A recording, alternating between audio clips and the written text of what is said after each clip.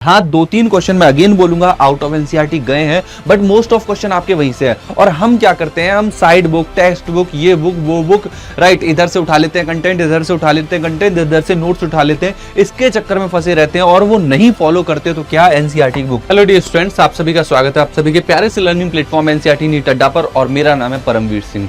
Dear students, just अभी कई सारे बच्चों ने नीट 2025 का एग्जाम दिया है और हो सकता है वो बच्चे दोबारा से नीट 2026 के लिए फिर से रिपीट करें, और या आप जैसे कई सारे मैक्सिमम जो बच्चे हैं जो क्लास 12th में इस बार, और वो इस बार नीट 2026 देने वाले हैं। देखो, गलतियां सब करते हैं, मगर गलतियों से सीखना सबसे बड़ा और सबसे इंपॉर्टेंट काम होता है। अगर आप गलतियों से सीख नहीं रहे ना, या उनको इंप्रोवाइज नहीं कर रहे, उनको इंप्रूव नहीं कर रहे ना, देन आप अगेन सेम रिजल्ट के साथ सामने आने वाले हैं। 2025 में जो रिजल्ट रहा है ज्यादा हटके नहीं, सेम ऑलमोस्ट वही रिजल्ट आपको 2026 में भी दिखेगा अगर आप सेम मिस्टेक्स रिपीट कर रहे हैं।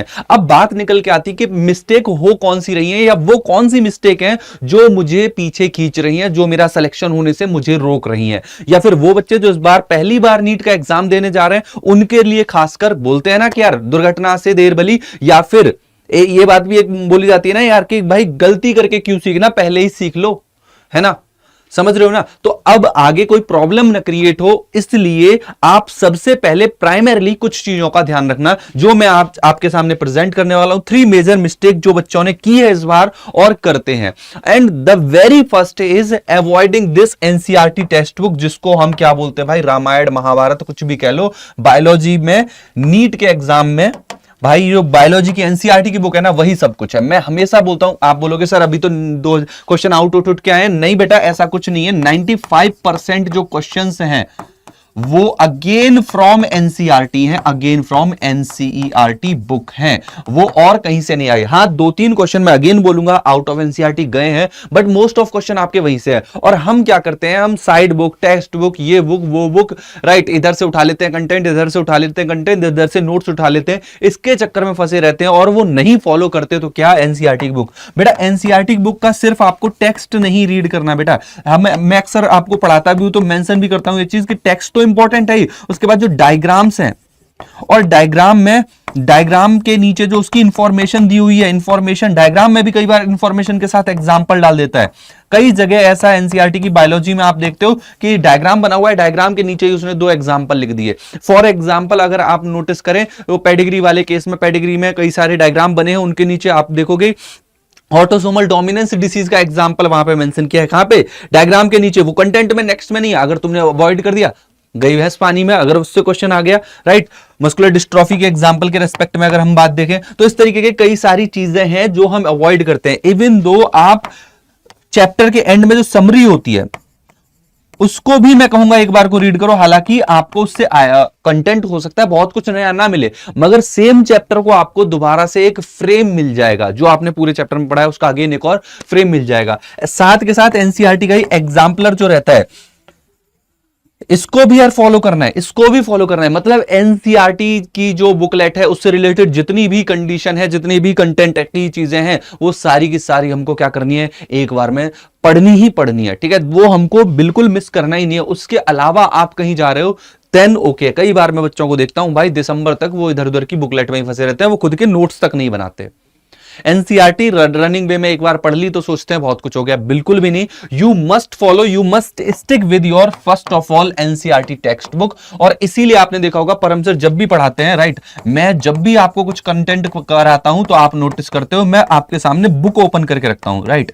इसीलिए मैंने बुक ओपन करके रखना अब स्टार्ट कर दिया। पहले के लेक्चर्स में आप नोटिस करोगे नहीं रखता, बट अब के लेक्चर में मैं कंटेंट कुछ भी पढ़ा रहा हूं, बैकग्राउंड में एनसीईआरटी की बुक रहेगी, मैं हाइड करूंगा, बुक दिखाऊंगा, एक एक बुक की लाइन समझाऊंगा, क्योंकि मुझे पता है यार इस पे बच्चे फोकस नहीं करते तो अब मुझे करना पड़ेगा, राइट। सो इसीलिए जब भी आप आज शाम को फॉर एग्जांपल 6 बजे जैसे हमारा सेशन है, वीक में 3 दिन आपका परम सर के साथ सेशन होता है। आज जैसे चैप्टर चल भी रहा है sexual reproduction in flowering plant, उसका लास्ट सेशन है। शाम को 6 बजे जो सेशन होगा आप उसमें आके देखना, मैं कंटेंट पढ़ाने के साथ साथ आपको इन द एंड बुक भी रीड करा रहा होता हूं। उसके नीचे जो डायग्राम्स के नीचे इंफॉर्मेशन होती है वो कवर करा रहा हूं। मुझे पता है ना, मुझे करना पड़ेगा, राइट, क्योंकि चीजें अभी भी मिस हो जा रही हैं। नेक्स्ट इंपॉर्टेंट पॉइंट पे आते हैं, सिस्टमिक स्ट्रक्चर्ड प्लान फॉलो नहीं कर पाते। आप अक्सर एक गलती करते हो यार, और वो गलती बहुत भारी पड़ जाती है कभी कभी, कि यार आप ना चीजों को प्लान नहीं करते। आपको पता है कि आपके पास तीनों सब्जेक्ट पे आपको फोकस करना है, राइट, आप क्या कर देते हो बेटा, एक सब्जेक्ट जिसमें मजा आने लग गया उसी में बस मजा लेते रहते हो, है ना। बायोलॉजी समझ में आ गई तो भाई बायोलॉजी के पीछे पड़े हुए हैं, केमिस्ट्री समझ में आ गई, केमिस्ट्री के पीछे पड़े हुए हैं, टाइम दे ही नहीं रहे अपने टाइम को। अरे आपकी बॉडी में आप खुद की सेल को उठा के देखो, वहां पे डिवीजन ऑफ लेबर हो रखा है कि एक काम को इतने टाइम पे करना है, इस टाइम को ये करना है, इस टाइम पे ये वाला काम होना है।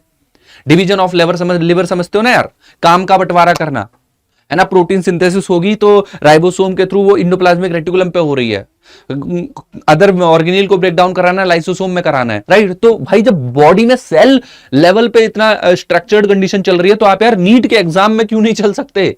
You must follow a structured plan, right. आपको टाइम डिनोट करके, भाई मेरा इतना टाइम मेरा इसमें जाएगा, ये एक्स टाइम मेरा इधर जाना है, एक्स टाइम मेरा इधर जाना है, राइट। ये आपको प्रॉपरली लेके चलना पड़ेगा।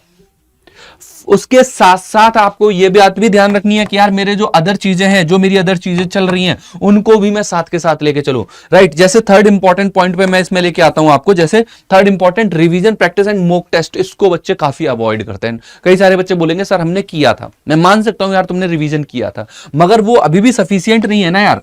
आपने एन नंबर ऑफ टाइम, कई बार बच्चे तो विजन ही नहीं ले पाते, पूरी एनसीईआरटी का विजन ही नहीं ले पाते, तो वो रिवीजन तो करेंगे क्या। ऑनेस्टली आप खुद अपने अंदर झांक के देखो कि आपने कितनी मेहनत की हुई है। अगर आपने सच में मेहनत की हुई है ना, तो फिर आपको कोई रोक भी नहीं सकता, सिंपल सी बात है। और रिवीजन अगेन बोलूंगा आपको एक टाइम बाउंड मैनर में ही, ऐसा नहीं है कि भाई अब अभी आ रहा है फरवरी मार्च अप्रैल, तब तक तुम्हारा सिलेबस ही खत्म नहीं हो रहा। बेटा सिलेबस एक नवंबर दिसंबर वाले टाइम तक कंप्लीट कर लेना, ठीक है। और वो बच्चे जिन्होंने पहले से कर रखा है पूरा, 2026 में दोबारा से रिपीट कर रहे हैं, उन बच्चों को अगेन मैं यही बोलूंगा, भाई अगर तुम सोच रहे हो कि मेरे पहले के नोट्स बने रखे हैं मैं उन्हीं से काम चला लूंगा, मत करना।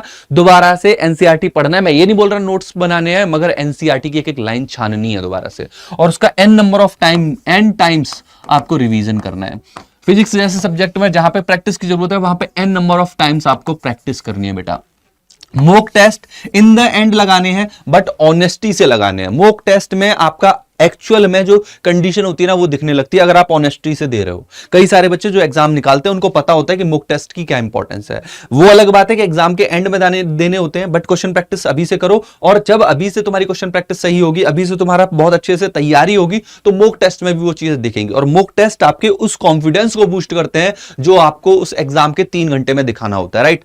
सो कीप इन माइंड, ये गलतियां आपको नहीं करनी है। डियर स्टूडेंट्स, अगर आप तैयारी कर रहे हैं इसी क्लास 12th में रहते हुए नीट के एग्जाम की, तो हमारे पास आपके लिए बेस्ट प्लान है अचीवर बैच। अचीवर बैच जाइए और ज्वाइन करिए उसको, अगर आपने अभी तक नहीं ज्वाइन किया है। आपको कोड यूज करना है परम सर का, PARAM। इस कोड को यूज करते ही आपको मैक्सिमम डिस्काउंट मिल जाएगा, यस। और अगर आप एक ही सॉल्यूशन, हर प्रॉब्लम का एक जगह सॉल्यूशन चाहते हैं, तो 1 पैक महाप्रो हमारा है, उसको ले लीजिए आप, उसमें सब कुछ मिल जाएगा।